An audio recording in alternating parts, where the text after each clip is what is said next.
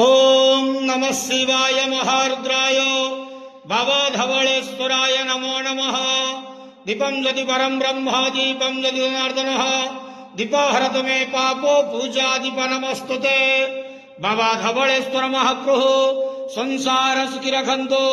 आज शुभ शुक्रवार रे समस्त श्रद्धालु भक्त मानक आशीर्वाद करंतो, मनस्कामना पूर्ण करंतो, कर्म क्षेत्र उन्नति करंतो, ग्रहरिष्ट मान खंडन करंतो, जगतर मंगल करंतो, विश्वर कल्याण करंतो, आपणकर नाम प्रकाश करंतो, समस्त गुआवसा भक्त मानकर मनस्कामना पूर्ण करंतो।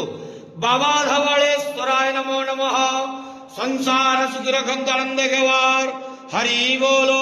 आज शुभ शुक्रवार रे समस्त श्रद्धालु भक्त मानक आशीर्वाद करंतो, आनंद घेवार हरि बोलो। बाबा धवलेश्वराय नमो नमः। धवलेश्वराय नमो नमः।